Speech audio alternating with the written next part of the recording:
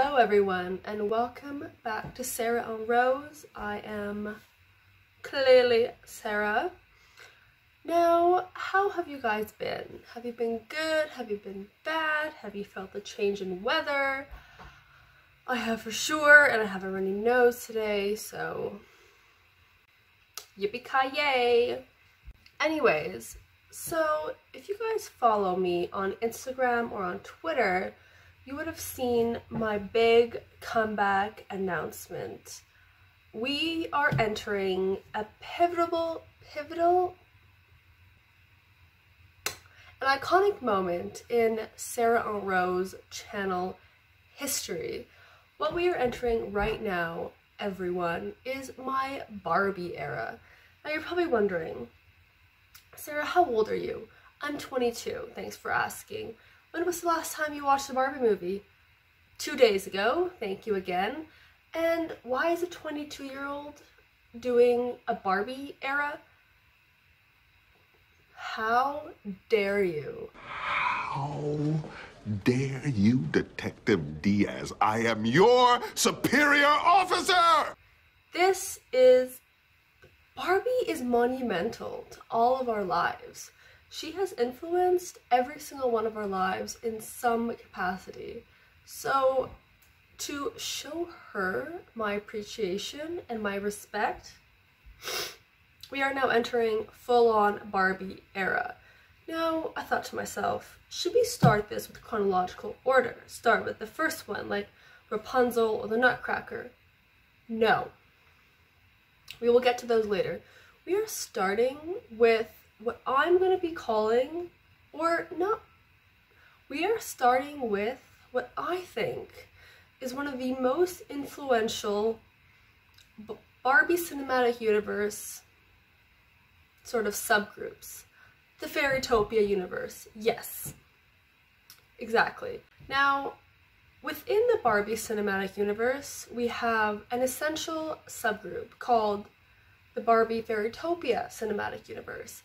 And within the BFCU, we have the first movie, which is Fairytopia, and we go to Mermaidia, and we circle back to Magic of the Rainbow. 3 essential films to every single girl boss's story.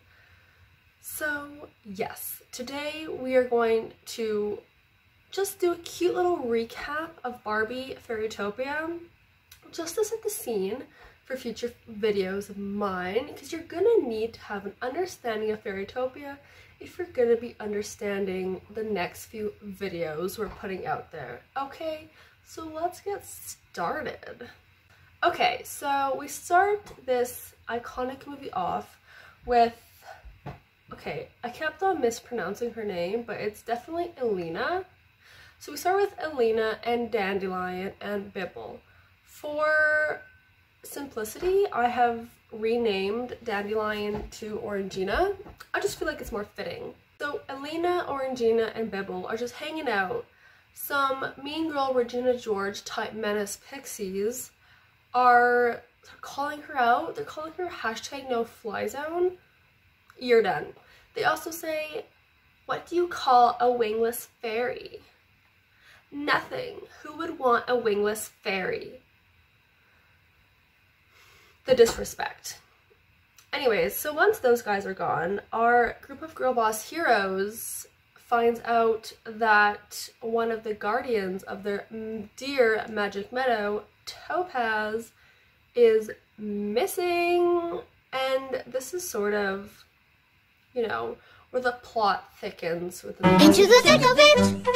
Into the thick of it! In the movie. Topaz is gone. Girls are quaking. So Miss Girl goes to sleep in her lovely peony named Peony. The next day she wakes up. She's like, oh my. That's suspicious. That's weird.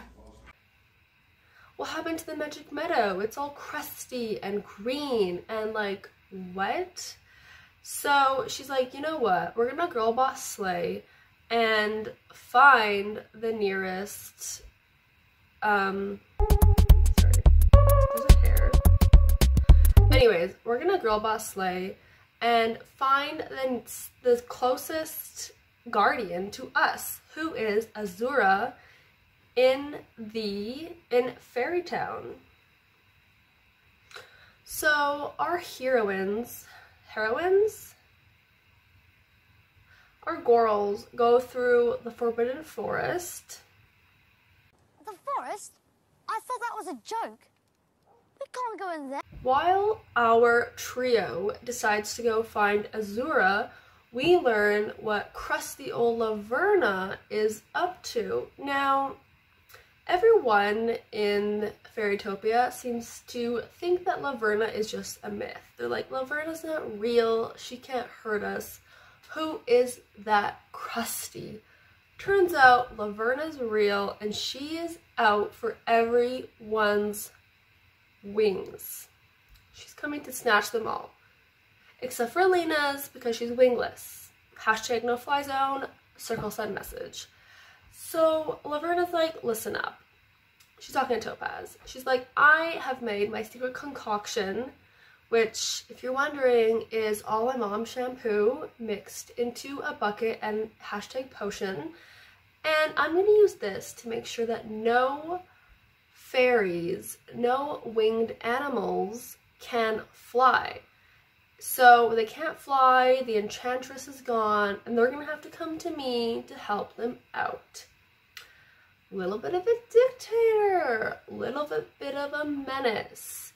Topaz is like, you can't do that. You can't even beat the enchantress. She's God is a Woman by Ariana Grande. Thank you. Laverna's like, oh, Miss Girl, no. I am literally the enchantress's twin evil sister. Cue the twins from The Shining. So, because we're twins, we got that twin telepathy. I put her in Sleeping Beauty mode, minus the apple. I don't really know. Wait, does Sleeping Beauty have the apple, or is that Snow White? Wait, who had the apple? Sleeping Beauty had the apple. Snow White had the apple? Sleeping Beauty had the apple. Anyways. Confusion. Right.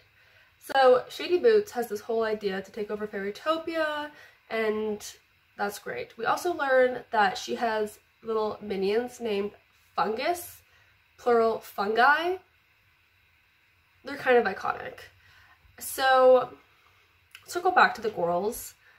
So they go through the Forbidden Forest, and Orangina's like, I can't fly. Is this because of Shady Boots' shampoo concoction? Yes, it is. Orangina goes back home to her mom.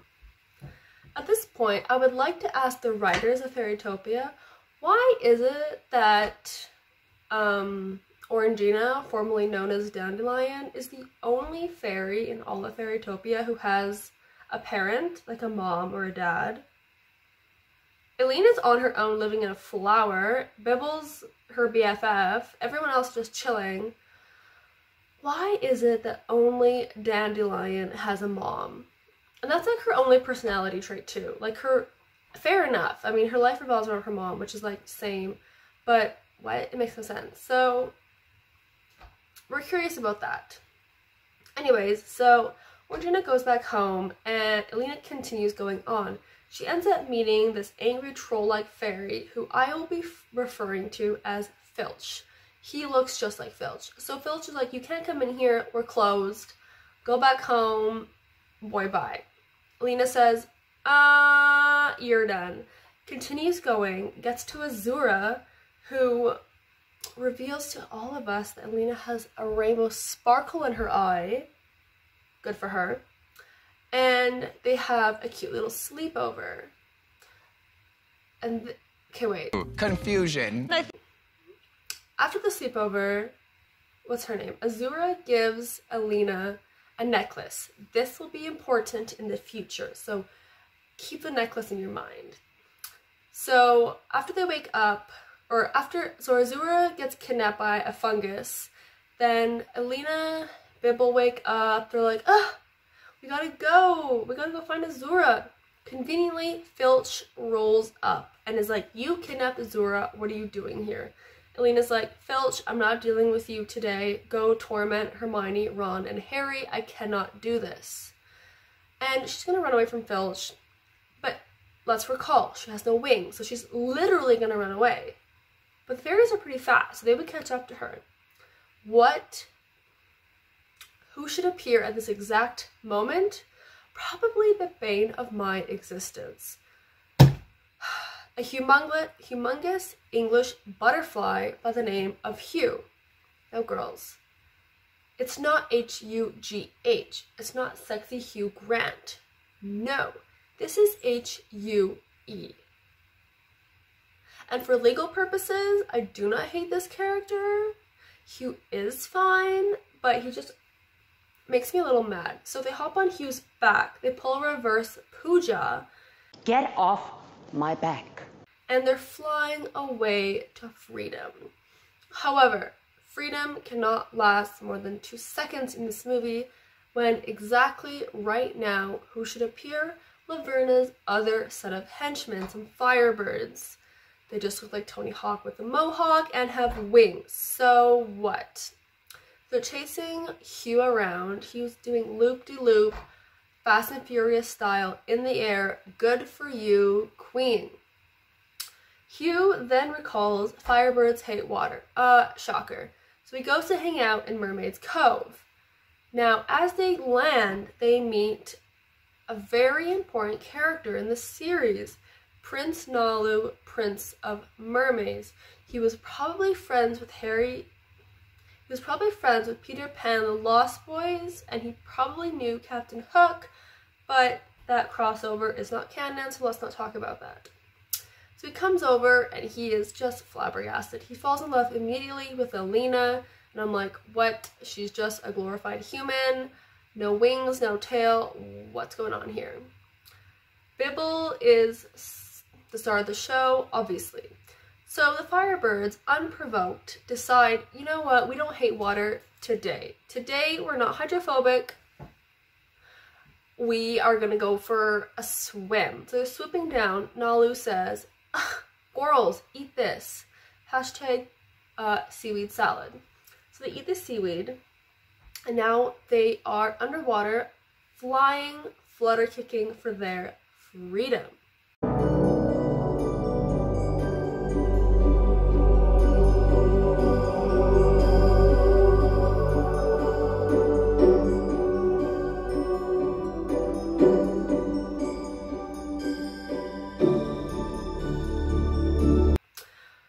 Once they finish that cute little sequence, they end up somewhere, and now they're tasked to go find the Dryad Dahlia. Dahlia used to work for Krusty Laverna and apparently knows some tea about her that no one else knows, and they think she's going to be relevant. Spoilers, she's not really helpful at all, and she's just a big bully. So they meet up with her, and they also then realize how big of a bully she is. She is mean, and she is Shady Boots. Shady Boots' house. So, anyways, she ends up helping them, and they all go to Krusty Laverna's Krusty house. Krusty house is unprovoked in a desert. So, yeah. Lena parts ways with a group of friends to go find the Union Point, which is apparently how Laverna is going to take all the power from the Guardians' necklaces. Remember how I said the necklace would come in handy later? Here it comes in handy. Apparently every single Guardian has a necklace that correlates to their color, and that necklace sort of houses all their power. So if you take away the power from the necklace, take away the power from the Guardians, you are powerful. Cue Thanos. Thanos is the reincarnation of Laverna. Thanos wants to be Laverna. Thanos is quaking. So yeah, Elena splits up from her gal pals, and as soon as she does this, the gal pals get kidnapped by fungi. And so, you know, Elena finds her way into the castle. She gets in there conveniently at the same time that her kidnapped friends get in there. She decides to girl boss slay to Laverna. She's like, let my friends go. You can't do this. You're evil. Laverna's like, do I look like I care? Not really. I'm unhinged. I haven't even had my morning coffee. So at this point, Laverna says, you know what? She is a wingless fairy. Let's MLM brainwash her. She gives her a fake set of wings, and Alina is obsessed. She's like, this is all the rage. This is Chanel Winter 2022. This is giving life. This is giving Bella Hadid. So she's obsessed with this, and she goes to put on Azura's blue necklace that Azura gave to her. Remember. So she's putting it on. Azura whispers sweet summons in her ear. She snaps out of the trance and throws the necklace into the Union Point, thus giving everyone back their powers. Laverna turns into dust. May have passed away, I think. She passed away? Oh. All right.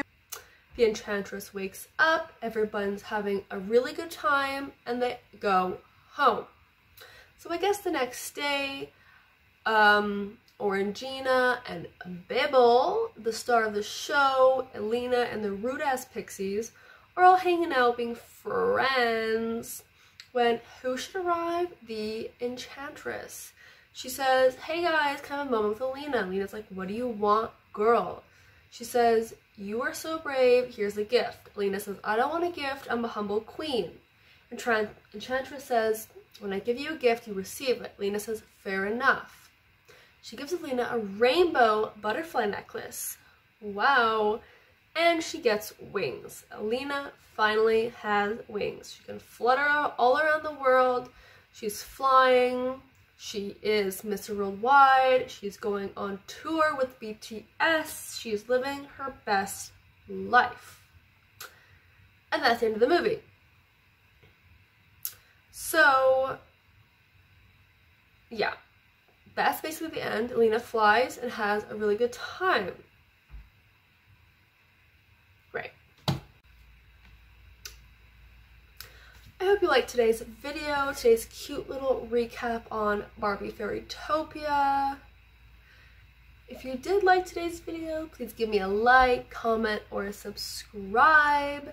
Anything you want. Everyone knows that if you want to be a bop and not a flop, you subscribe to Sarah O. Rose.